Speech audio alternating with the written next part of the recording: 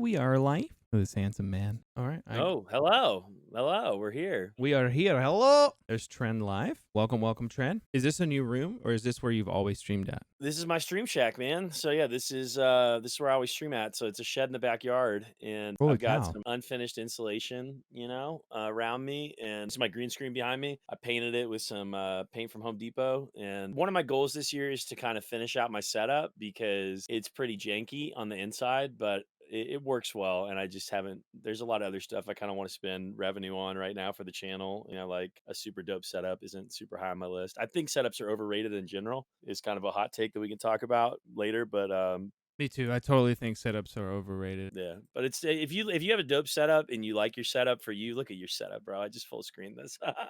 Look at this, bro. Look at these Funkos, man, putting everybody else to shame. Yeah, I always tell people, I'm like, your setup should bring you joy. If it brings you joy because you Correct. like it, do Oh, it that yeah. way. If you think that having a dope setup is like this first step to being a great streamer, I completely prove that theory wrong with my whole stream journey. And Yeah, that's true. Agreed. yeah. There might be a medical cautionary note on the insulation to your left. Like you shouldn't be inhaling I know, the it's bad. I know. I'm probably taking years off my life. What's bad is I covered up the insulation on the right, and I've been too lazy to do the insulation on the left. Huh. It's not great. It's Okay. not great. All right. Yeah, my setup, it's just like you said, I didn't it's not like I built this room for streaming. This was not meant for that at all. It just so happens to be behind me. So it's what I enjoy. That's awesome, man. It's the way to do it. That's the way to do streaming. I mean, like, people ask me about streaming a lot, and I always tell them, like, do it because you love it, do it because you enjoy it, and expect to get nothing out of it. And you'll probably be way healthier in the long run than thinking you're going to be internet famous because you set up a Twitch account. So talk to me about that. Talk to me about like the difference between, because I have I hear a lot of people talk about grinding, right? Like, oh, Yeah. I'm grinding streaming or whatnot. So talk to me about your thoughts on that, and like what would you say to people that think of it that way, that just putting in time streaming is enough. Yeah, I think the grind culture on Twitch is super interesting. I'm just so excited to talk about streaming, dude. I have like, if this pod goes well, this could open up a whole nother avenue, I think, of content. I'm just selfishly for me because I have so many thoughts about like streaming, and I'm really not that talented. I'm really not at video games, so I just think I can help people a lot. Okay, so I hear a lot of people, they talk about, man, I've been grinding streaming, right? Yeah, And I'm not seeing any growth. yeah. So talk to me and talk to everyone about how you saw growth.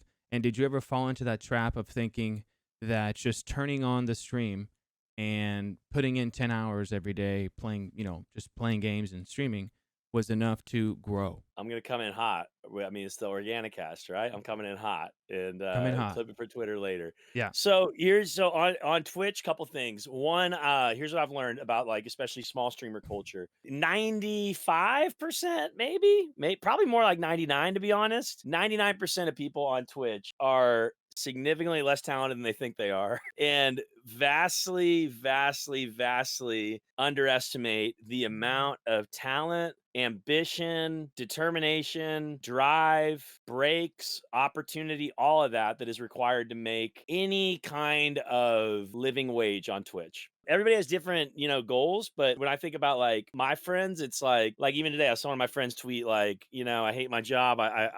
Here's to hoping my Twitch stream works out. And if we're talking about like making real world money on Twitch that would maybe enable you to quit your job or, do Twitch quote unquote full time, the number of people that have the talent to do that versus the number of people that think they have the talent to do that is really, really skewed. And I think that's a challenge for these kind of platforms. Like, I want to be honest with people. Like, if you're a small streamer, you just gotta, it's so weird because like, Define small streamer. I would say like somebody that right now doesn't have a community yet, right? So you go live and you've got 1 to 10 viewers, I mean, 10 is you're getting bigger. Maybe 1 to 5 is better. 1 to 5 viewers. So what I'd say is that if you're in that, it's like, here's what's weird about it. People don't expect to make it in the NBA with no like background of like being able to go succeed in the NBA, but like there's a lot of people that I find expect to make it on Twitch. And I look at it, I mean, I try to explain this to my wife. I'm like, to be successful in content creating, is like wanting to play in the NBA. And So when you I'm say not. successful, you're talking about gaining a livable wage. Yeah, and Actually, obviously everybody's got different goals, right? Like everybody's got different goals. So if somebody was going to say, "Hey, I just want to do this for fun as a hobby," that's totally different. But when we're talking about like the grind culture and what there's a lot of out there on, especially small streamer Twitter, and there's just a lot of people that are really chasing a dream, quote unquote, trying to make it. so Here's the reality: the people that have their eyes fixed on that from mhm. day one, okay. So I started streaming in April. Well, I didn't start in April, but I really took off in April. I got affiliate in April. Been doing it for 11 months now as an affiliate. And all the people that started with me, and we can talk more about this because I started in like a follow for follow kind of thing and a support for support Discord. So all the people that started with me, I would say the vast majority of them have quit streaming. Vast majority, including people that spent thousands of dollars on their setups, Sure. thousands of dollars gifting subs, Sure. hours, hundreds and hundreds of hours trying to build a network, right? And here's what I found. Here's what I would summarize. Like the people that quit were the ones who had a completely backwards view of what they could do on Twitch. And they had way too small of a time horizon and they had way too big of a thought of how good their content was, or if I'm being real raw, how talented they were. In the world we're seeing this right now, I think like, we're not gonna talk politics, but merit is something that I believe a lot in. And we live in a culture now that like really undermines the concept of merit. Okay. I don't know if you'd agree with that or not, Squid. No, I I think do. it's I feel something like that like people don't look. It's hard to visualize things you don't see. That's the way I look at it. People don't see the time and effort that some of these very successful streamers put in behind the scenes of actually clicking the live button. yeah, and how talented they are. You Yeah. click the live button. You do your thing, then you click it off. They don't stop right then and there. They don't walk away and go to the bank and, oh my gosh, there's 20 grand in here that wasn't here yesterday. There's so much 100%. more that goes So good. into it, right? And $100%. that's where I don't agree. I don't agree with the term grind. There's more to turning on and turning off the live button. Yeah, like There's 100%. production quality. There's marketing. So There's post content sharing. And the post content sharing has to be targeted towards whatever you are seeing that your community is focused on. There's so much that goes into this, yeah, and I think that's what you're talking about when it comes to merit, right? And that's what kind of exactly. Yeah, creates merit that is is just putting in the like time. That to me is yeah, the grind that people should focus on more than merit just is your talent, merit is your grit, your determination. And some of it is like some people are set up, like there is privilege, there are advantages. So that's just true in all of life. It's true in Twitch. But like I just like a guy like Tim the Tatman, okay. like a guy like Nick Merckx, right? The Oh, guys at the you're top. literally talking Mason's language right now. So I'm sure he's I was listening watching I intently. don't even watch Tim that much. Watching Tim on my lunch break one day while he reads a dono from Mason, and Mason says, "Roast this TikTok." And I'm watching Tim the Tatman with like 30,000 viewers. I'm like, that's my guy. I know that guy. And then it was a terrible TikTok. And it was everything I hoped it would be. Here's the point on Tim the Tatman. That dude is so talented. Nick Merckx is so talented. Like, those are not gamers. Like, those are guys like Tim could host like a radio show. If he was more handsome, he could be on TV. That's probably like the best thing about Twitch is like Twitch gave an avenue for people that aren't Hollywood handsome to do like a Hollywood job. Bro, And Preacher Guy came in and said, I'm coming in hot and raw. He is not holding back at all. I love it. This is fantastic. Tim, you're a very handsome guy, man. Thanks for leading the way for the rest of us fat dads on Twitch, bro. You're Let's awesome. go. You're awesome. No. No, But yeah, I the totally grind, agree, dude, it's man. really overrated. Like, It's oh, if you're 100%. just going live and expecting to succeed on Twitch, you're doing it wrong. 100%. Doing it wrong. So I think this might be a solid time to do. I see chat. There's a lot of people in chat right now. So let's go to chat real quick and see. I think there's a reverb going on. Do you have my volume on, Preacher? Oh, It I might don't be. think so. No, Okay. I've got you. Well, I've got you on in Discord, but I've got your stream muted. Okay, that's weird. Let's go to chat real. Oh, It might be my mic here. I'm gonna unplug my mic and plug it back in real quick. Hang on. okay. So let's do some Q&A. What do you think? Hope that- Am I allowed to say hi to people in chat that I Of know, course. or was that Of bad for course. your YouTube? No, What's up, you- Boffy? What's up, Jaga? What's up, Nathan Hunzi? Good to see you guys, man. Love you guys. Thanks for coming by. Talking streaming today. Talking life. Well, let's go to chat real quick. Let's do some Q&A, and let's see some questions in chat for Preacher Guy. Anything. There's no, whatever you want to ask. Wow, whatever you want to know, chat. Anything. Anything I and signed a everything. contract to be on the podcast, so I 100%. gotta answer literally whatever. So the first question, I don't want to miss it, was inspiration for starting streaming, and that comes from Trend Live. Inspiration for starting streaming.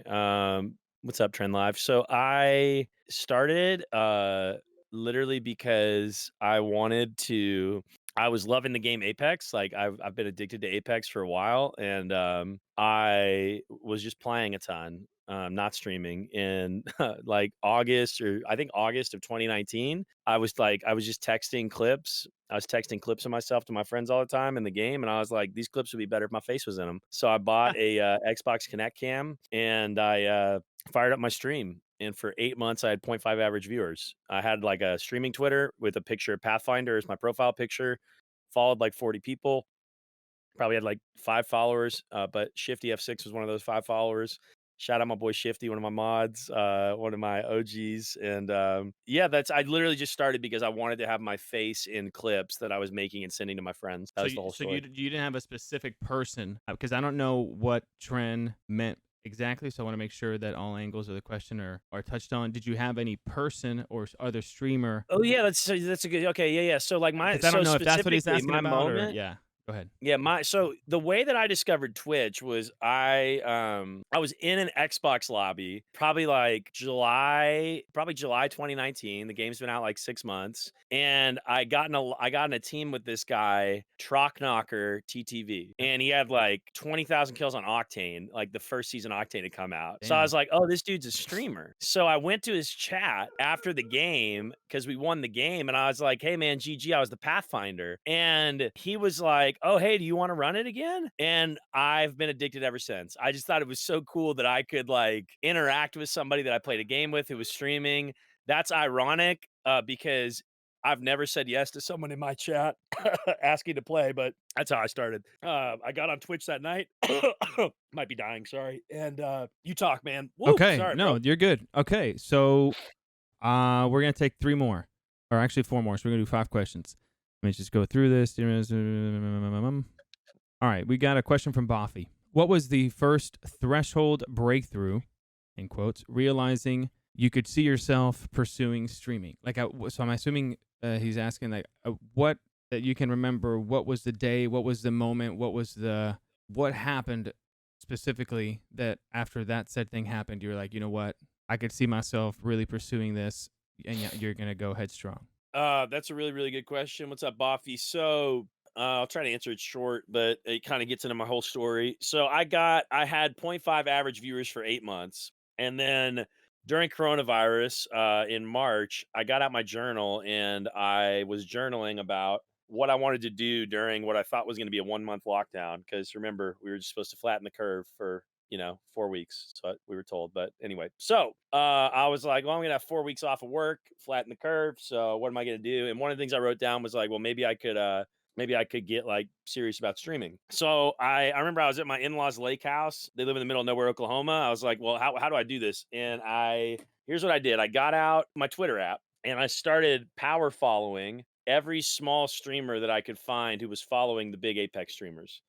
So I started every night following dozens and dozens of people. And then if they followed me back the next morning, I sent them a DM, and the DM changed over time, but basically I used the DM to open up a relationship, find out about their channel and invite them to come check mine out. So I think the breakthrough moment came when I realized that was working, Boffy. I would start going live, and I was having all these people from Twitter come to my Twitch stream even before I got affiliate. And that was a breakthrough moment for me because it was like, oh, streamers take notes.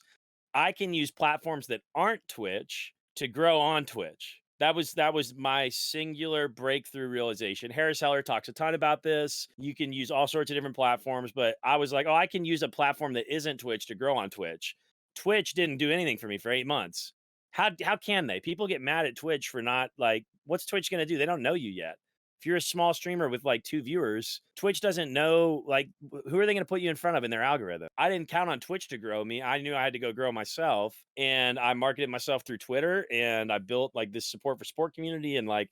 But I'd say the moment I realized that my breakthrough moment was realizing if I can get in somebody's DMs, I can get them to come to my stream. By the way, I stole that move from Staycation. I remember seeing Staycation, huge Apex YouTuber.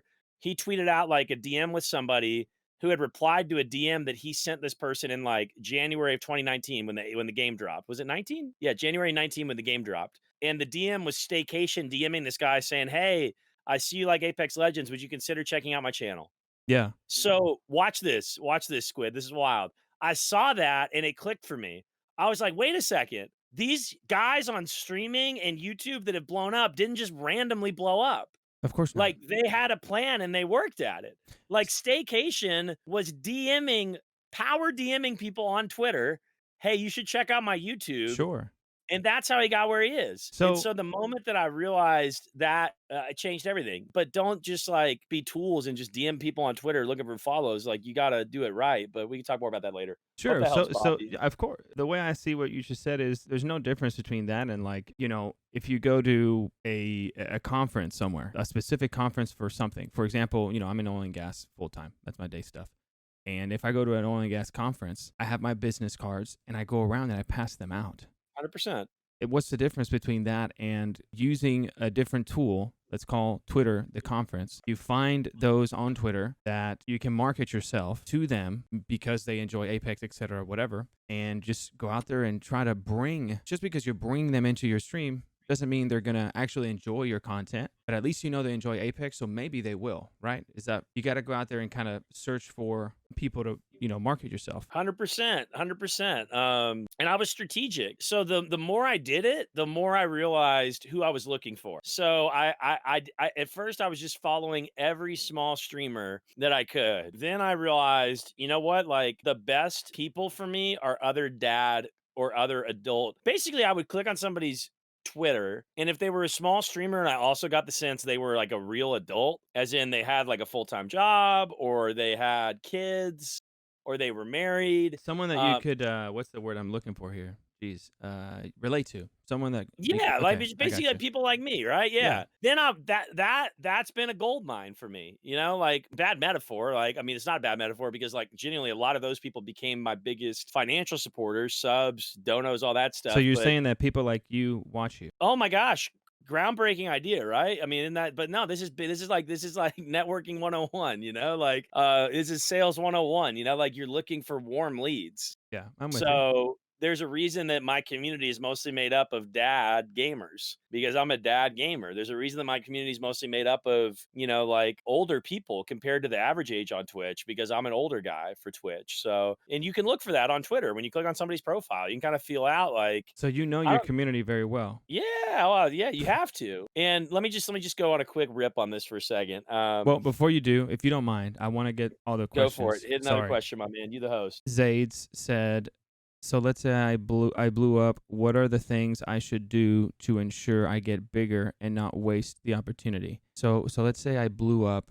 Well, okay, so I'm assuming that Zades is asking when the opportunity comes around that something. I'm assuming Zades, you're saying that something's gonna happen on your stream. A clip is gonna get a lot of impressions. You're gonna be presented with an opportunity in front of you that you're for a short period of time going to be in front of a lot of people's impressions, right? Assuming that's what you're saying. How do you get bigger from that and not waste the opportunity? Zed said exactly. So go ahead. Did you? The thing that came to mind, two things came to mind. One, it's a really unlikely growth path. Probably the most likely thing to happen if you have a clip go big is that people are going to click on your channel and click away. So I wouldn't count on growing like that. I think it's a super super unlikely way to grow. And I got rated by Nicewig in October. That was a huge break for my channel. It didn't like that. That didn't make my I don't know like just don't. I wouldn't count on growing like that. And then I'd also say that if you're going to capitalize on that moment, it's all about your personality. I like to say Twitch is is one of the coolest social media apps ever created, and way too many people are still just trying to game on it. Like Twitch is this incredible social media app that lets you put your personality in front of people and lets you connect even just through chat with people's personalities. And so if you have a clip blow up, Zades, the first people when they look at your channel are going to look at is what's this guy like? What's his personality like? And so I think that, and this is related to what we were just talking about with marketing. Once you understand your personality, you can really hone in on the kind of content that you want to make. Those are the cornerstones of my channel. I'm never going to cuss somebody out on stream or IRL most of the time. Shout out the Holy Spirit. I'm never going to just like be negative and rage on stream at the game. Like people don't come to my channel for that. There's other creators they can watch for that. They're going to know when I come to Preacher Guy's stream, he's going to be encouraging, inspiring, and he's going to share his faith. People are looking for your personality, man. Roger that. I agree with everything. Another question is, this is a curious question, but at one point in your thoughts, ever thought about variety game streaming across all platforms? Question. Like, for example, I play mainly Apex through streams, but then mix it up to get a break from the stream and rage, etc. Oh, to get a break from the stream and the rage, because I'm assuming that that Apex is, Apex and make I you rage, agree, yeah. I 100% agree. Yeah. So have you ever thought about variety streaming and then cross all platforms? Yeah, I think a lot about it. Basically, I would say at the point that my channel stops growing through Apex, I will consider other stuff. I hate to be that What if your community demands it? Just yeah, I mean, you now know what I I'm mean? asking, Like it's like, like Apex is working right now. okay, So, and I'm having fun playing right now. Like I love this game, you know? Do I wish I had another game that I love too to change it up? Sure. But there's not a lot of great games out right now. When the new Halo drops, I'm sure I'm gonna like go all in on that. And I hope my community will support that. You know, I love Apex, so I play Apex. My community has asked a lot about like Among Us. Fall Guys kind of look fun. So maybe I'm holding myself back due to Halo BR would be unbelievable, Halo Mason. BR, Oh, Mason, Halo VR. Somebody yes. in chat said Halo VR. Mason said I Halo would, BR. Let's oh, go. please, That would be Halo. dope. Maybe I'm holding myself back by just playing Apex, but right now the channel is growing a lot and it's working for me, so that's why I just play. There's a lot of other, and I think when you, I don't know, do you guys have any thoughts? Like, my instinct is that if you're just starting out, maining a game is probably a better route than I agree. going variety, because like especially a Yeah, I game with agree. like a community like Apex on the internet, like the Apex community is really tight knit and Mhm. pretty supportive. So like I think that maining a game has helped me a lot starting out. But I don't know I what you will guys say think about this. that. I will say this. I truly believe that the Apex Twitch community is unlike any other. I truly believe that. So I think I would be saying the same thing you are, but there's a lot of bias behind that. I don't think, and I think Mason could agree. For example, like at TwitchCon, you should have seen like the little Apex community hangout that they had. It was freaking awesome. I don't think any, like, Fortnite could have never done that. They were too big. It would just be full of craziness if, you know, Ninja and all those guys that were big at the time, Lupo and Tim, decided, hey, let's all go meet right outside of the little conference center and hang out with fans. And there's just no way that it would have been Yeah. chaotic. With Apex, it's been small enough but big enough to be this tight knit, awesome community where people could just come in and main the game and create a community. I don't know if it'd be that easy. I don't want to use the word easy. I don't know if that avenue would be as venturable than other games, because I've even seen some people go from Apex to fully maining like Warzone, Yeah. and from my aspect, from my point of view, it did. I will say it didn't like increase anything. So I don't know. Yeah, I I mean, the mean, only Apex to Warzone, I mean, Huskers blew up. I always want to hear more of his story. I think he was a COD guy before. Like Huskers was like a couple hundred viewers on Apex, maybe like on a good day, and he was playing pro Apex, and he is massive on Warzone now. Yeah. yeah. Um, Mason, what do you but think? yeah, I think like I'm looking at my Twitch right now, and even someone like Aberlele, you know, he's got a few thousand people watching him when he plays Apex. Yeah. And he's playing Valorant right now, and he's got 800 viewers. So I think kind of the same thing. And like I know No Coco went and tried Warzone for a little bit, and when Apex was in a tight spot, you know, but I think a lot of these guys build their following based on, I as a viewer want to watch you play this game, and when you don't play that game, I don't want to watch you anymore. And I I feel like guess Apex, I feel like Apex viewers, those who watch Apex Twitch streamers, that's all they want to watch, that's all they want to watch. Yeah, right? there are the dedicated, you know, Sure. oh, he's my favorite streamer no matter what he plays, I wanna watch Sure. him, but, I think the majority of people wanna watch specific games. Like, even I'm a, Nick Merckx fanboy, and even I haven't watched him in the last few weeks just because Warzone has just been not enjoyable to watch. I've been watching Apex, I've been watching all these guys, grind ranked and trying to learn and get better. Yeah, I think if you're a streamer that's more that really focuses more on like content creation and production, and you have more of a theme that people go watch. Like for I can give some examples like it's Timmy. He's more of a, from my perspective, a more content production and individualistic content streaming. Like he always memes, right? He's extremely skillful, obviously, in FPS games. But when he does a finisher on someone, boom, he throws a random meme, and he's constantly switching up the memes. Yeah, So he's really good at the production. yeah, Yeah. people will watch him no matter what game he's playing. I think, just to see what did he come up with this week. You know what I mean? So there's a lot of different avenues you can take in streaming. But I agree with you, Preacher Guy, that focusing on a game to main is more likely to provide success unless you have that drive and talent and ability to just be more content focused on, and individualistically. And Love it. but then there's like, one of the big things that you talked about earlier is related, someone that relates to you. So if you're trying to capture more of a niche or unique market based on something that you are or that other people can identify with or relate to, then you could also be you can stream whatever game you want, and you're more focusing on creating a community based on something else, not so much the game.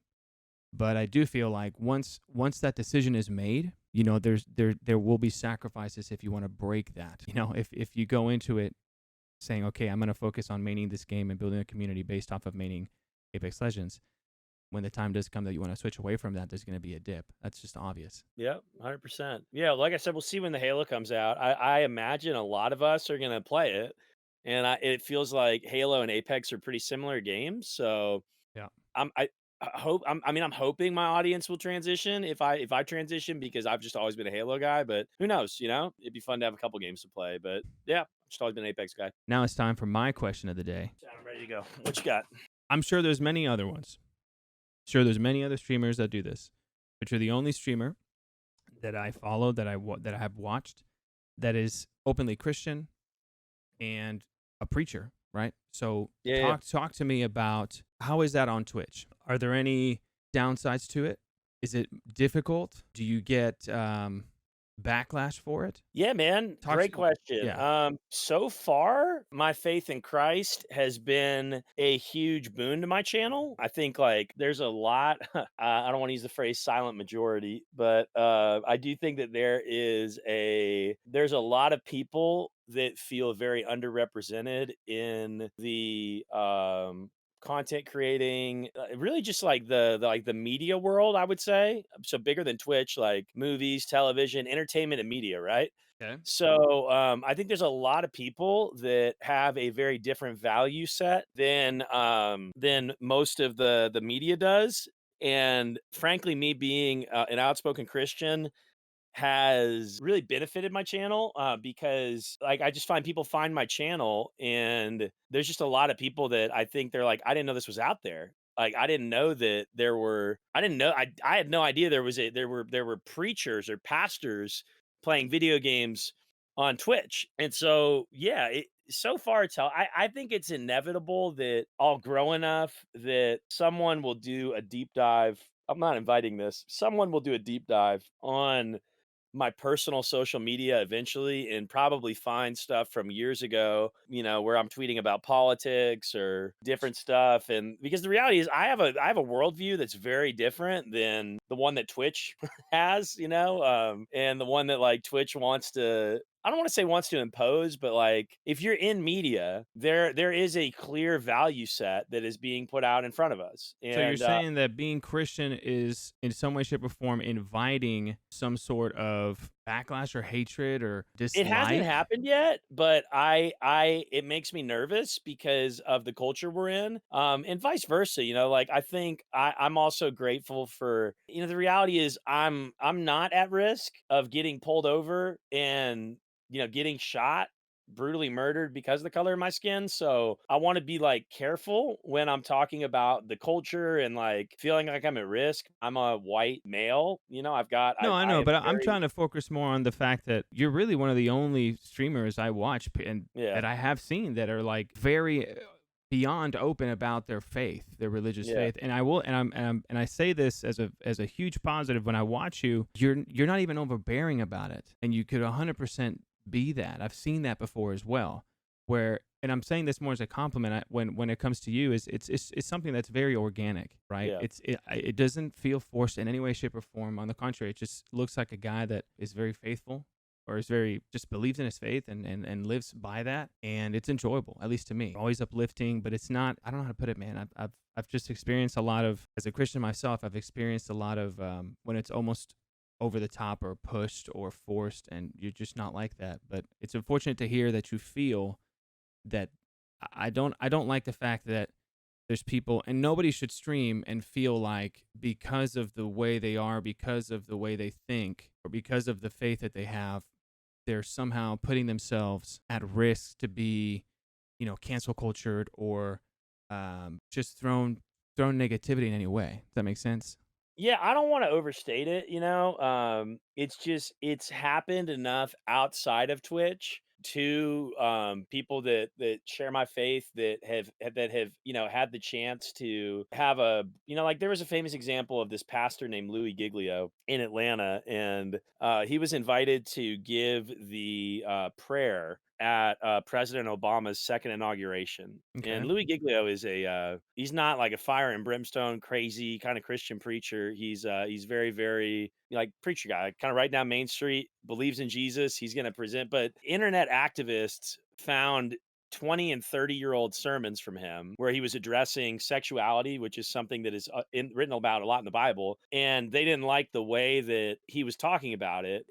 I mean, this huge mob came up, and he got his invitation to speak at the inauguration rescinded. And I have like dozens of stories of stuff like that happening when Christians get promoted to a place. And it's gonna happen. Like I'm not it's going to happen. If God allows me to become successful enough on Twitch that there are hundreds and thousands of eyes on me every stream, it is inevitable that Kotaku, Dexerto, I don't know, like it's just inevitable that somebody's going to write a blog about what Preacher Guy believes and things, like it's just inevitable. It's how, in my opinion, it's how the media tends to treat Christians. And it's going to break my heart when it happens because here's the reality. Yeah, like as a Christian, I have some very specific opinions theologically about sexuality, like about heaven and hell and what it takes to be saved. Like I have the reality is the vast majority of people that come through my channel every night,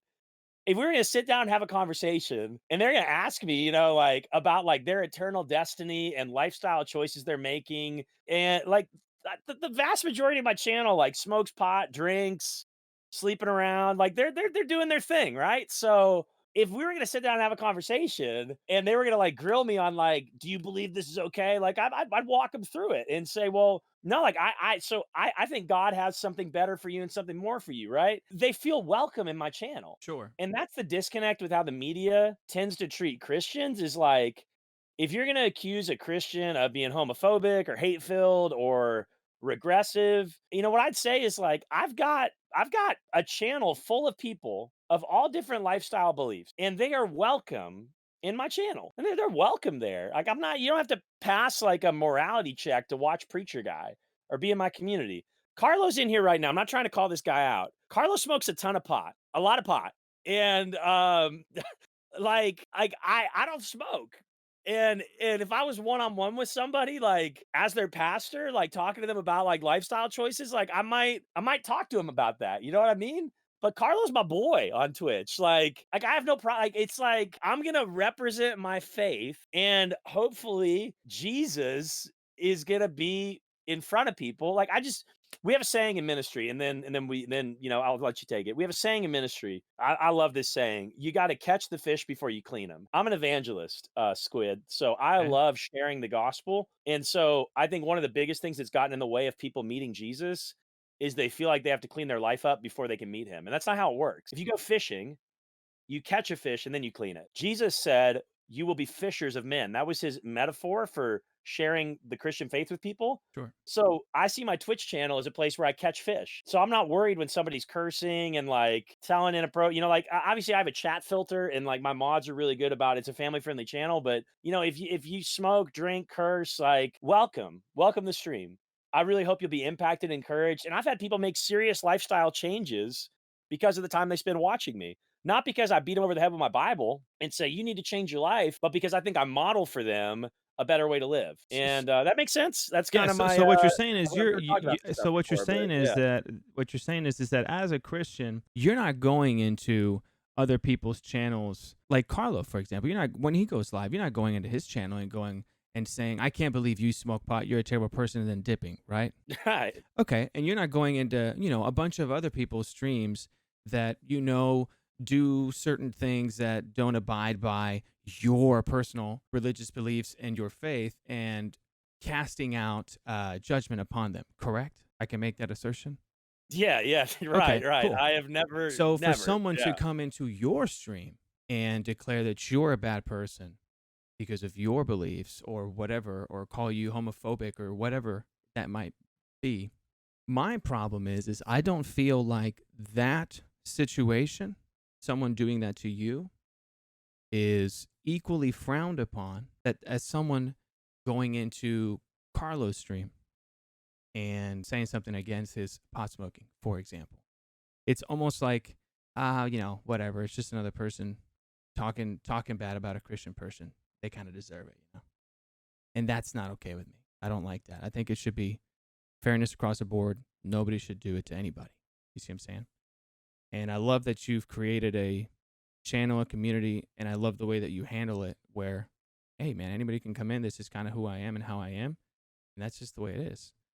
And if they come in and they never change and they always stay the same person, but they're, they're respectful people and they enjoy your content and they're part of your community and so be it. That's pretty awesome, man. I got to give that to you. I love it, man. Let me I quick love that. story on that. So I've been raiding random streamers lately. When I get off, usually I just raid my boys, but lately I've been wanting to like do a little more work and like, frankly, my channel's grown enough now that like I'm dropping 40 viewer raids, almost every night now. And so like I remember when I had 5 viewers, like a 40 viewer raid would have changed my life. So I've been trying to find sounds good. Sorry. Yeah, The full guy in chat disclaimer. the guy in chat that I caught after Full smoking a lot.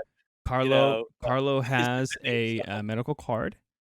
He is generally prescribed It's good medicine cannabis. though, right? He's medically prescribed cannabis to treat a medical condition, and that needs to be disclaimed. That's a disclaimer.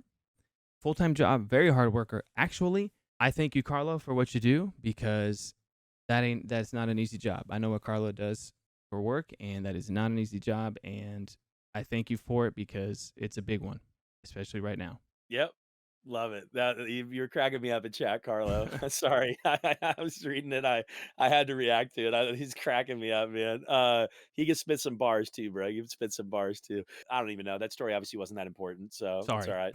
Oh, I raid people. So when I raid people, here's the funniest thing, Squid. Yeah. Their first reaction is usually to curse like crazy, bro. So I raided this guy last night. 40 viewer raid. That would He had totally be like me, by the way. 6 That would he had totally like me. 6 viewers, right? So I drop a 40 viewer raid on him and like Yeah. literally this guy was cursing like so much, bro. Go ahead. Like, You can curse, bro. I got you. Watch. Go ahead. so Go this ahead. guy that I raided last night was like, "Holy F, preacher guy, what the F? Are you effing kidding me?" I mean, just like probably like 15 F bombs in 30 seconds, which is great. Do your thing, right? Like, yeah, I'm raiding you. Clip it, I'm doing chat. Preacher guy just said 15 F-bombs is great. Clip it. I'm just kidding. Go ahead. Go ahead. Here's what I'm saying. Okay, listen. It's his stream, right? So he can do what he wants. But then one of my community members, I'm going to talk to him about this, so don't feel called out, dude. If you see this clip, he typed in the chat and he was like, "Hey, we're a Christian stream," and right away I saw this guy that we rated, like his whole disposition changed, and I was so sad. And I was so disappointed because I was like, that dude, that is the opposite. At the moment someone feels uncomfortable because of some arbitrary rule about morality that I hold to that they don't, I don't think I'm expressing my faith right. I don't, we're getting kind of in the weeds here on religion. No, but like, I 100% understand what you're saying. That person in your community at that moment in time, even though they're position on their message was a genuine one of concern. It wasn't upholding or wasn't representing you. And I understand Right. that it Right. wasn't really even though it was coming from a good place. You know, they were trying to do it in My defense. I value is got you. like, I understand yeah, what you're like the saying. fact that someone's cursing means they're excited because they don't. This person, I don't think knew Jesus, right? So like, they're Yeah. gonna curse, and that's okay. That's their lifestyle. That's their worldview. Hey man, I know And Jesus and I curse. there you I'm go, just man. You know, look, yeah, dude. This guy was not religious. He was talking about it, I but understand. anyway, sorry. I was just No, no, you're good. uh, You're good, dude. 100%. I fully understand. And so that's the other side of the coin. I guess that's the other side of you're saying that maybe even other streamers might be hesitant to actually, that's my next question to you. Do you feel like other streamers might be hesitant to work with you or interact with you, maybe even like play games with you because you're so openly Christian? Do you feel like other people that may not be Christian or may even be believers in a different religion might not want to interact with you because of whatever, some awkwardness, or well, yeah, yeah, yeah, what if I yeah. That's a cuss, great or question. what if I how do you address that, or do you feel like you ever have to address it? Do you have any examples of that happening to you? I don't. So I think that's the kind of thing that I'll never know about, right? Because I don't think somebody would DM me and be like, "Hey, I'm not going to play with you because you're not a Christian." But I'm sure that there are plenty of people, and I mean, and I'm aware of it, even with like some grinds I'm doing right now for partnerships and brands. Like I'm aware of the fact that like me being as outspoken about my faith as I am, it may be something that keeps me from securing certain brand partnerships down the road, right? Because I just don't know what their perspective on that is. I think it'd be a huge miss by any brand because I do think there is a silent majority. I'm not trying to steal that phrase in a political sense, but I think there's a huge crowd of people that have a kind of conservative, even Christian, or even if they're not Christian, like just like Christian-y, like spiritual background that I think are really hungry for content like the kind of content that I provide. Agreed. So I think it's just a miss. But yeah, I don't know. I don't think about it a lot, to be honest, Squid. I don't obsess, or I really don't think about it too often. Like, what opportunities is my faith costing me? Like, without I'm not trying to just make it theological, but like at the end of the day, I believe that Jesus gave his life for me. And so like if that means that I don't get a code for a product, or like some big streamer won't ever host me, that's all right, like it's I'm with you. cool. I understand. Yeah, so it's a bummer, and I'd be bummed out, but I'm just not that I don't think about it too much, man. I I don't know. agree with Carlo 100%. If a brand doesn't take you because of your faith, that brand doesn't need you anyways. And to be honest with you, you don't need that brand. Yeah, I agree. It's good. I agree. um, I agree. so yeah, I mean, I agree with you 100%. We've seen it happen time and time again, and a lot of times it's over stuff that doesn't even make a lot of sense.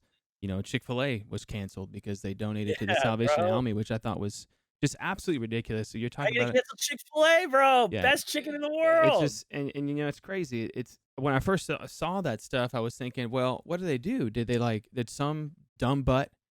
Well, look at me now. Some dumbass at a Chick-fil-A like not serve somebody because of their sexual orientation? Nope, that's not what happened. Okay, then what is it? Did they not hire somebody because of their sexual orientation? Nope, that's not what happened. Then what is it? Oh no, they donated $1 million to the Salvation Army, and the Salvation Army is owned by or ran by the Catholic Church, so they were, you know, they came after them for that. What are we talking about here? And so I hope that doesn't happen to I hope that doesn't happen in other outlets like in streaming. I hope that, I just hope that stops. Like it's kind of crazy. Hey, yeah, we'll see. I mean, to be honest, I almost hope it does happen because if it happens, it means that God has really graced the channel to grow a lot. But you know Yeah. what I mean? Like I think anybody successful kind of has that feeling of like when you're getting haters, you're doing something right, right? Because you're on their radar. But Yeah. I don't want it to happen, but I would welcome the fact that if it did, it means that God has really continued to elevate my channel and my influence, and that would be an honor and a privilege. So we'll see, man. We'll see. I don't know how the journey continues. I don't know what I'm going to run into. I think that the thing, the LGBTQ stuff, frankly, I think as a Christian, is the thing that just makes me really, really nervous because I do have like non-traditional views in terms of my faith, right? My belief in Jesus Sure. and specific expression of Christianity that I practice.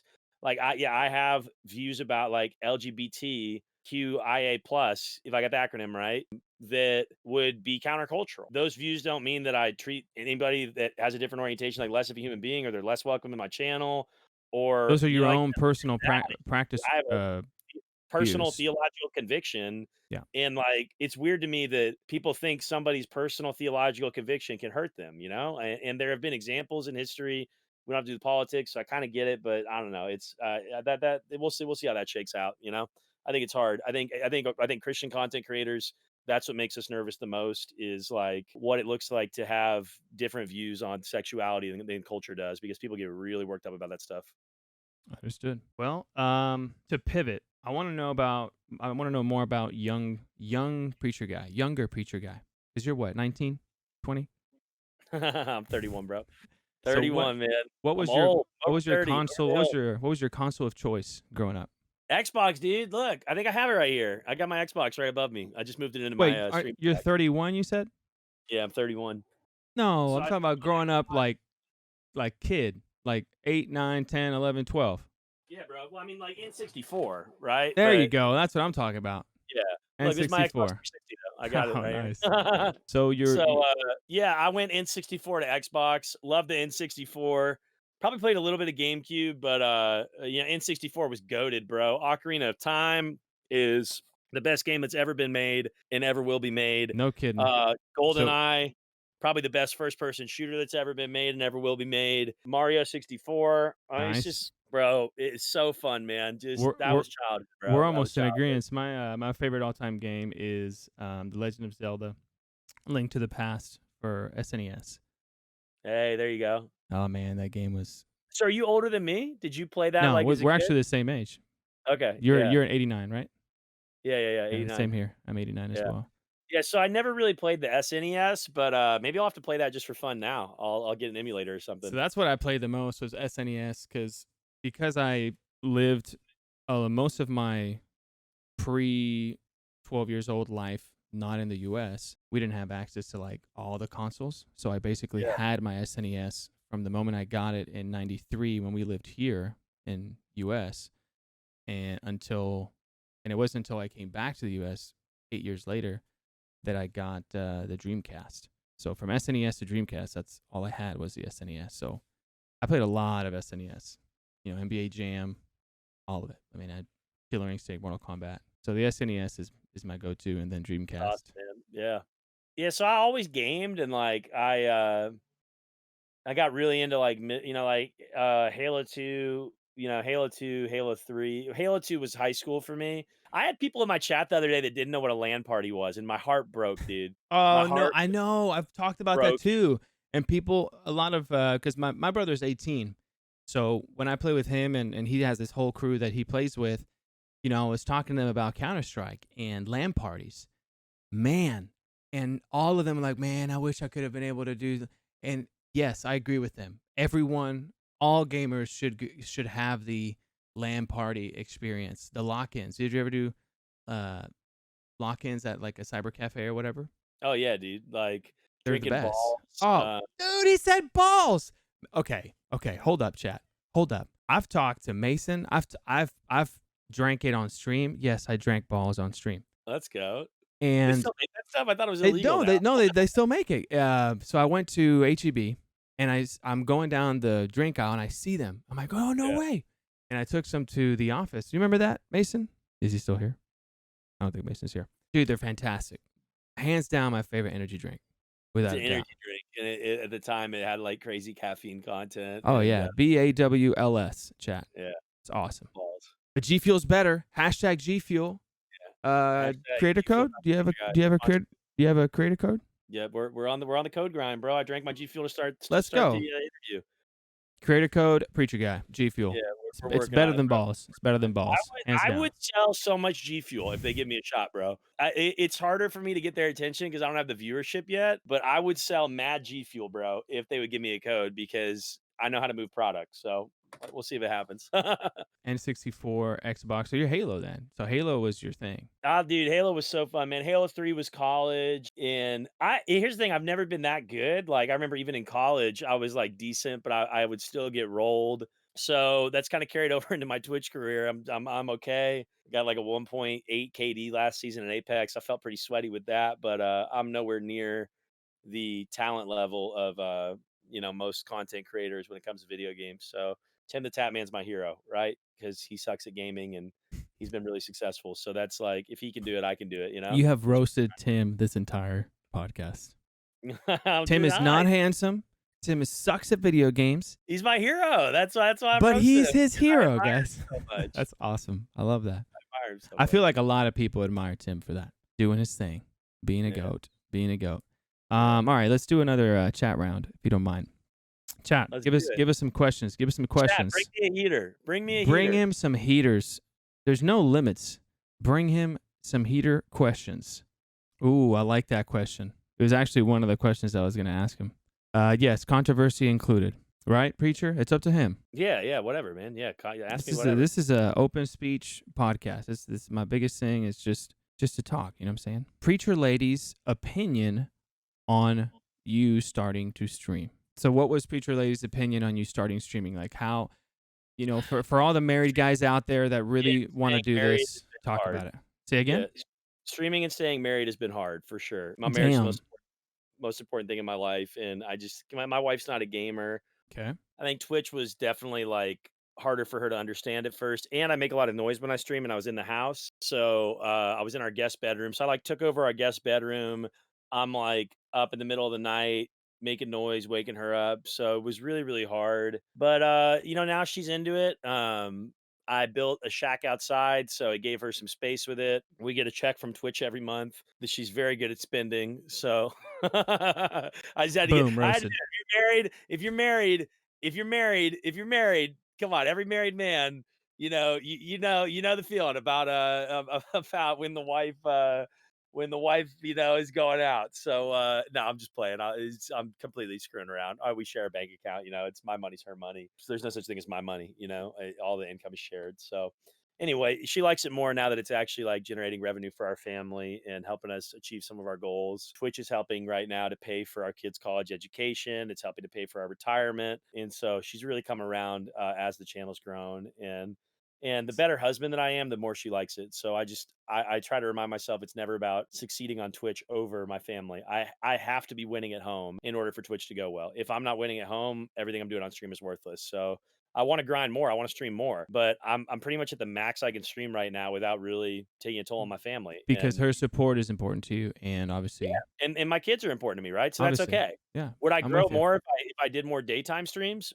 Like if I started streaming at 4 p.m. when I get off of work instead of 8 p.m., would I grow more? I have no doubt about it. I'd grow more. I'd generate more revenue, but I would You're not get time with my wife and you're kids. playing with the So cards you got dealt, yeah, right? yeah. Understood. Uh, yeah, man. Good So question. next question. This one's let's see here. Carlo, I'm gonna go with your second one, okay? Do you have my stream pulled up? Because Yeah, I got it. I'm reading it. there you go. Yeah. How do you I'm reading feel it. about the drama that happened with your whole org type deal? I know it got blown out of proportion and completely misconstrued, but how did you rebound from that? So there's two questions here. Talk to us a little bit about the drama that happened with the org. I know we've talked about this before in the past, not in super great detail, but then more importantly, how did you rebound from that? And how can streamers handle that as a whole too? In Yeah, streaming, that's a great controversies question, Carlo. happen. Yeah.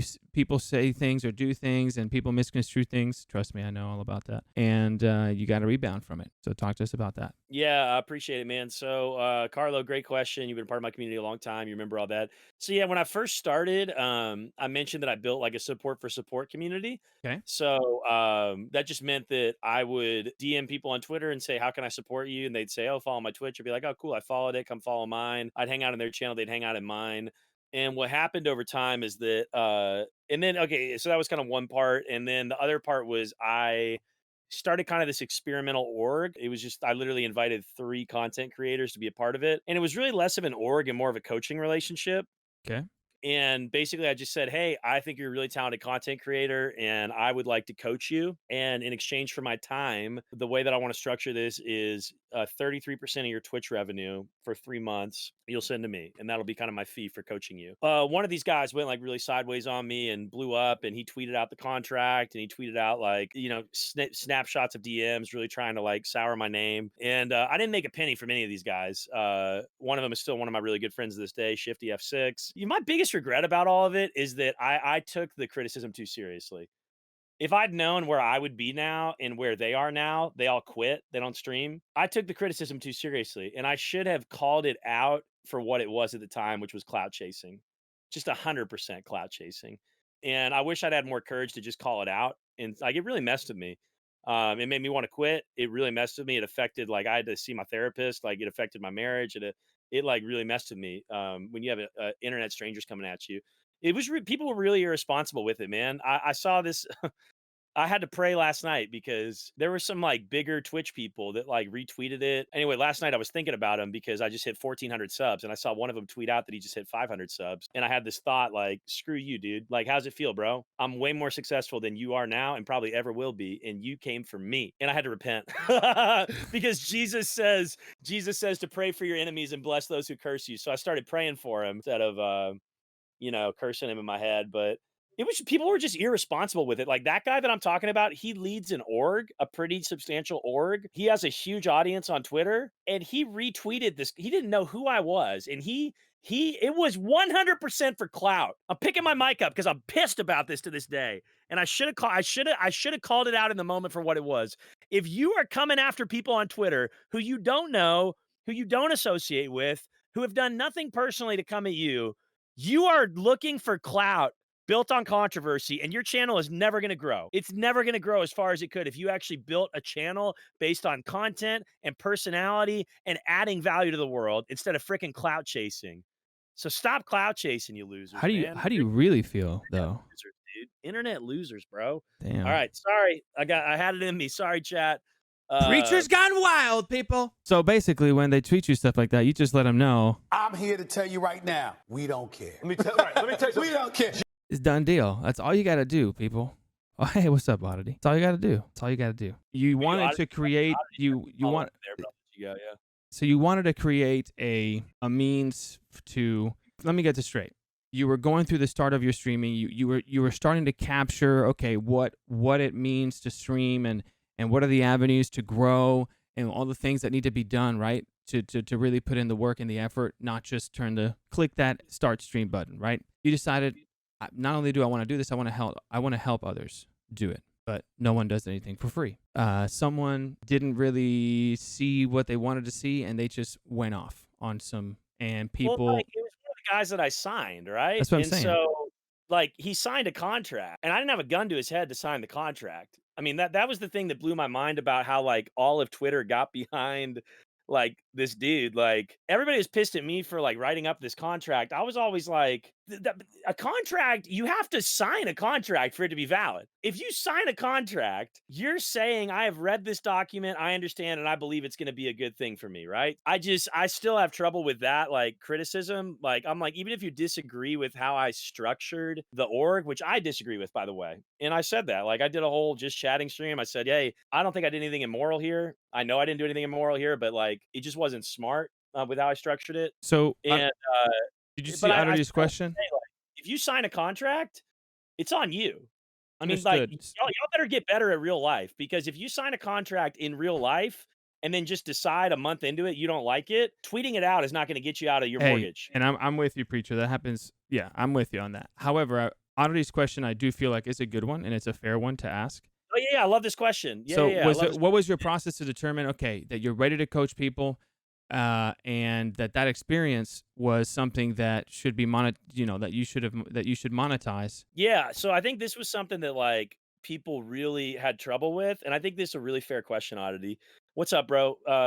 Dude, you're super gifted. I remember Sola Fide. I told this story about how I started on Twitch. One of my boys, Trock Knocker, was on Sola Fide back in the day when it was just a little Xbox org. So like, what you've done with the brand, really incredible, man. The sky's the limit for you guys, man. Just super, super proud of you. Super excited to see where it's going to go, and let's go SF. So by the way, SF dropped a bunch of their creators like 4 or 5 months ago. Like that's like a normal thing. Like, so I don't know if you guys got hate for that or not, but like, I saw that and I was like, okay, I wonder if the internet's gonna have a problem with this, because this is like it's like a normal evolution. Like SF is growing and they've got to cut ties with a lot of people to get to where they're going. But anyway, sidebar. You asked what made me think that I could coach people. Okay, I don't like flexing my bag, but let me just talk real specifically. We're gonna talk real specifically about revenue. Okay. Remember, you got that question is relative to to at the time that all that went My down. first month on Twitch as a Twitch affiliate. Okay. My first month on Twitch as a Twitch affiliate, I made $4,500 and I grew to over 1,500 paid subscribers. So I'm looking at that, and here's what I know. Oddity, you haven't built SF by accident. I think people that aren't successful look at people who are successful and go, oh, they got lucky. Like, I'm like, no, no, no, no. I used a specific strategy that anybody could use. I shared it earlier on this podcast about DMing people on Twitter, building relationships, networking. I used a specific script when I was streaming to talk about why subscribing is important. I mean, I had a toolbox and I wrote out a document. I mean, I had this whole plan for like Streamers University. Like, I didn't get lucky. I worked really, really hard. And God's given me a lot of natural gifts that I've developed. Not trying to flex the bag, but I made $4,500 in my first month as a Twitch affiliate. Wasn't a one-off. In January, like last month, I made 4,000. So like God has blessed my ability to, monetize an audience, the better way to say that is to build a community that wants to support me. It's awesome in my channel like that. I don't know of any higher way to show that you build a community than having subscribers and bit cheers and donators and viewers, like all of that, like shows you can build a community. So, I mean, I'm getting to the end of my first month and I'm like, okay, well, I generated this amount of income for me is nice. It's not life changing. I make more, I have a full-time job, right? So the amount of income that I just shared wasn't life changing for me, but I'm like, this is life changing income for a 22, 23-year-old kid who's streaming on Twitch. Or anyone, really. It just depends on, yeah, go ahead. And I think I can actually help people do this, what I'm doing. Okay. So I didn't and I'm gonna be straight, dude. What I did was way, way, way less taking advantage of small streamers than some random org. This is not SF style, but like all these like random orgs that get these small streamers signed, quote unquote, and the org does nothing for them, but all of a sudden their brand identity is diluted because now they're not just streamer on Twitter, they're streamer for this org, and they sign dozens and dozens of streamers. And like I invited 3 people into a coaching relationship because this is just something that you do in real life. Like if you want to sell real estate, you find a realtor to coach you. So then the question is, were you qualified to do that? And my answer to that would be the market determines. So, and if I may, Yeah. Preacher Guy, Yeah. I feel like now that you've said all this, Yeah, it's actually answered a lot of my own questions. And on top of that, it has made me realize that a lot of times, like you said, when that person that went on Twitter and, shared the document and blasted whatever their personal feelings were, a lot of people were analyzing the situation and they were looking at who Preacher Guy was and how long Preacher Guy had been streaming and the success of the Preacher Guy channel at the time, and they were only relating that to the reasoning behind a contract. They didn't know, nor did most care to ask, that the reason that you decided you were wanting to do more of an org style contract with some creators to help them promote their channel was because you had personally felt that you had found a strategy that worked, that you implemented for the length of time that you did at the beginning of the stream, but it had no correlation with the success of your channel. Like you weren't providing these contracts to people and selling the contract or the opportunity based off of the success of your channel. You were simply saying, look, I've got a strategy that I know works and I want to help you implement it. And if that said strategy does work out, you're going to make 77% or 67% of whatever revenue comes in as a result of that strategy. People just didn't care. The way I see it, people didn't care enough to dig deeper and ask the questions and really get the full picture, and they just decided to just judge, which is it's Twitter in a nutshell, though, right? Yeah, Oddity's going to know all about this. I know that Oddity just went through this. He just went This through. is what I call it out, man. Like, a guy like Oddity's different, even just with the way he's asking these questions, I can just tell, but, like, the vast majority of people were just jealous. Here's the reality, man, I'm just gonna call it like it is. But no, trust me, I already know. He just went through something very kind of similar in regards to disgruntled people and people going on Twitter and just saying random shit to stir Dude, up it's just trouble. like people are jealous and people are clout chasing and they want so, let me get this question from Oddity. Is that okay? This is a good Of course, follow-up. Can go I hit please go ahead. Yeah, Alright, so that's what Oddity this is said, all about "You right said now. the majority of your audience is that of faith, and it would be hard to recreate that with another streamer who may not be from that background. I've wondered over the situation when it first dropped, so I appreciate the feedback." Again, great question, right? If somebody was gonna criticize, like, my ability to coach streamers. No, anybody can do what I do if they're talented enough and they work hard enough, you know? Here's what I do. Here's what I do on Twitch. So I'm gonna give it out for free. Here you go. Enjoy. Take it and run with it. Here's the code that I think I cracked on Twitch, and I hope I wanna be like I'm a small fish in a big pond, man. Like 30 average viewers right now, small fish in a big pond. So, but grateful for what I've achieved, especially in my first. I realized that okay, if you're a streamer, like you should really pay attention to this. I've never shared this before, Squid. So I'm just putting this out in the open. I kind of want to copyright this, but I'm not going. I'm just gonna put it out in the open because I got invited to be on the Slim Squid podcast. Here we go. Here's what people don't realize about Twitch. Okay. If we're talking specifically about generating revenue on Twitch, right? Which, for the record, is what almost every streamer is trying to do. So, all the internet trolls that were like jealous, frankly, of my success and were like, came at me because I was generating revenue for my channel, like everybody that's on Twitch wants to make money playing video games is literally like it's just like literally I don't know, to me it's like literally why most people are on the platform. It's the dream.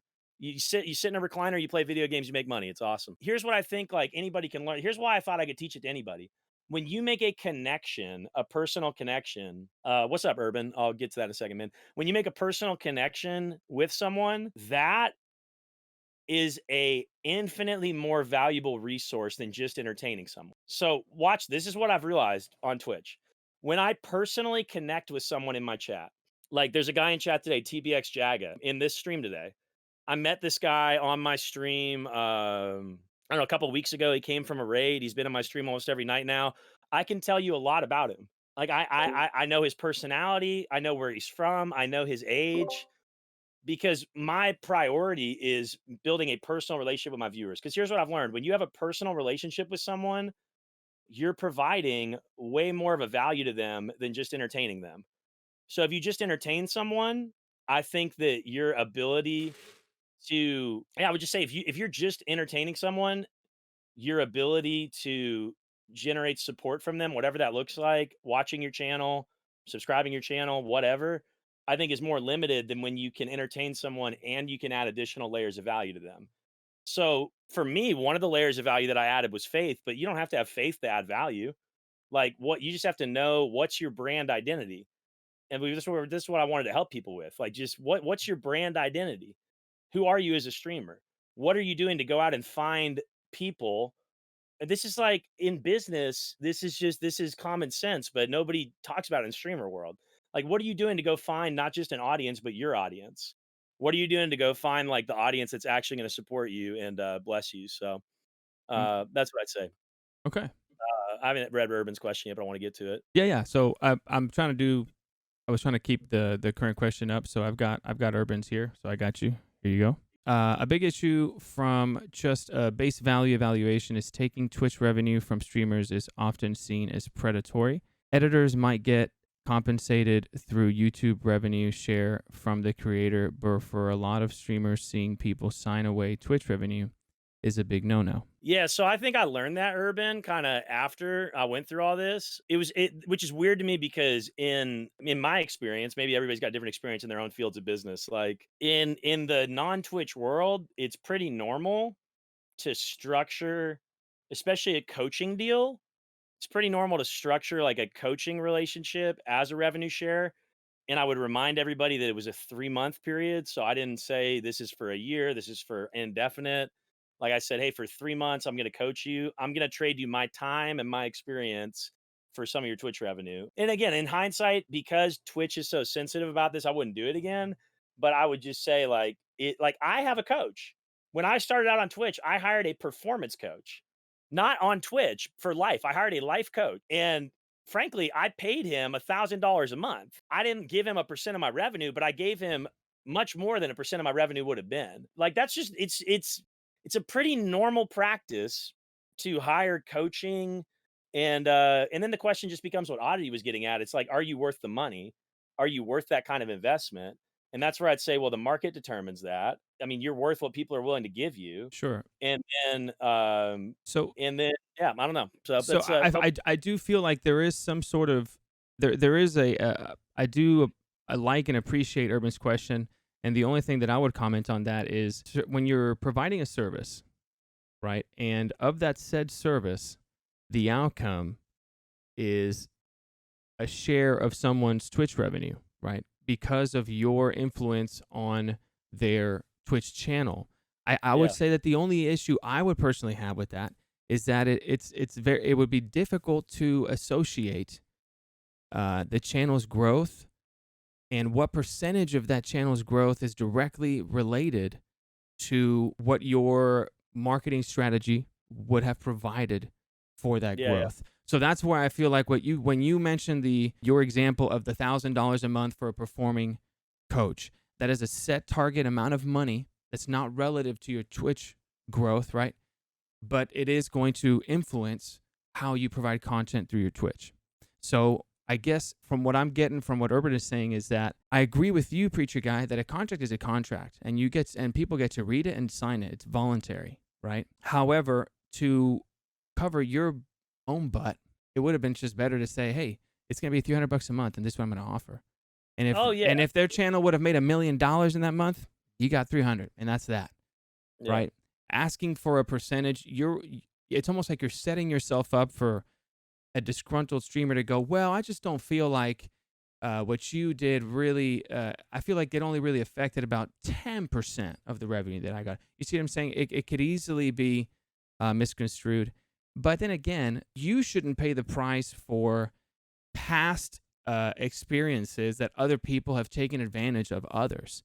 Just because others have done that in the past doesn't mean that every single attempted structure in the future is going to be the same thing. And You I see what mean, I'm like, I saying? keep coming to like there were like I invited 3 people into this, so I'm with you. the I understand. warriors that thought that they were like protecting the small streamer culture from Preacher Guy, it was wild. I'm like, dude, like I invited 3 people into this, and frankly, it was a structure that doesn't work if I invite 100 into it because it required me personally coaching people. So there was never a plan to like go out and just mass recruit people for this. So, and I think that here's the best way to sum up this story. I ended up dropping my life coach that I was paying $1,000 a month after our 3-month contract because I didn't think he was providing $1,000 a month of value. But you know what I did? I just said, hey man, I've really appreciated our work together. But I don't think it's worth it for me going forward. You know what I didn't do? I didn't go tweet out that I was being taken advantage of because I'm a grown adult, and when I sign a contract, I read the contract and I understand the contract, and like I trust my ability. So it's just like that was the weirdest thing to me. Is it's just like it was a new world to me that if you're unhappy in a contract, instead of going to the person and saying, "Hey, I'm unhappy," you would tweet Yeah. it out to the world and involve the Twitter universe to try to adjudicate your problem. Listen, that's not grown. That's not grown stuff. That's not grown. Grown people deal with their stuff. They don't go on Twitter and throw it out there. So that'd be my summary of just like I fired that life coach. He wasn't worth 1,000 a month to me. So, but I had to go through the coaching to realize that. And I might pick him back up this year because I've been doing better on the channel and I've been thinking I'd like him back in my life, but I'm going to try to come to a different deal that makes more sense to me. So anyway, Roger that. that's how I put a bow on kind of Okay. that. Well, we got one more question. This will be the last question from the Q&A from chat. Another question from Oddity. All right. So Oddity's question was looking for the foreground of if a majority of your community is of faith or not. Do you know? What would you answer? No, most of my community is not of faith. So Okay. this is so I get what you're asking. Basically, I think Oddity, if I understand your question right, you're saying, hey, I think my concern and maybe the concern of like some other people was like you're trying to coach something that you can't necessarily replicate. Really, really good question. But I think that the reason I succeed on Twitch is not because I have faith. Like, And we talked about this earlier too. We spent a good deal of time talking about like faith and all that and how it's affected. And we talked about let me take the faith out of it. Okay? Okay. All glory to God. I have everything that I have in my life because He allows me to have it. That's been said. Now let me take my faith out of it. The reason I'm succeeding on Twitch is because I have built a brand that is compelling, that is unique in the marketplace. By the way, SF, would love to work with you. I just think I've built a brand on Twitch that is very unique, which is one of the most important things when you're building a brand. Why you just signed Zach Mazer? Why does Zach Mazer's channel work? One, he's crazy good at the game, which is great. But you know what Zach does well? He's got a brand. I know that he's losing his hair and he jokes about it.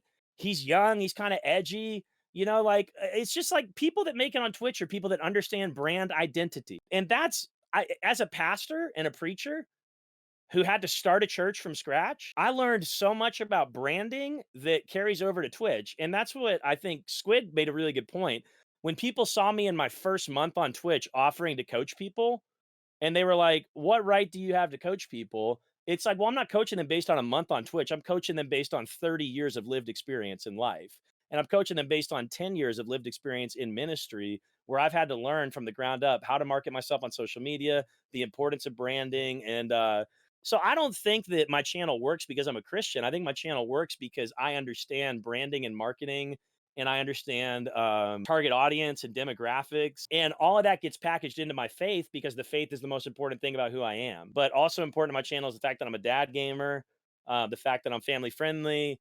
So I hope that answers your question, man. I would just say, Oddity, like, I don't think that you have to be a Christian to do what I'm doing on Twitch. I think anybody can do it. And you don't feel that the people that watch you are strictly Christian? The vast majority of my community is not saved. Vast majority. And I hope it's always that way because I'm an evangelist. I want people to know God. So if most people that are watching me are Christian, I'm already a pastor. I already have it. My full-time job is to hang out with Christians and pastor. I'm not trying to do that on Twitch. Other streamers do. I want to hang out with the lost on Twitch, and I want to present a picture of faith that is so compelling to them that they meet God.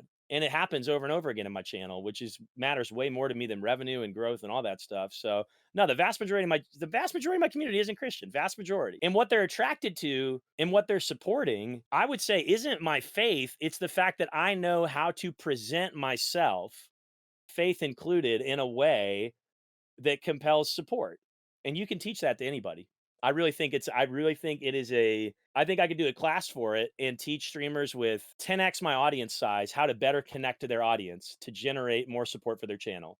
I think I could teach that class tomorrow and I would really help people, but it's all right. I don't need to, I'll just keep kind of doing my thing. So yeah.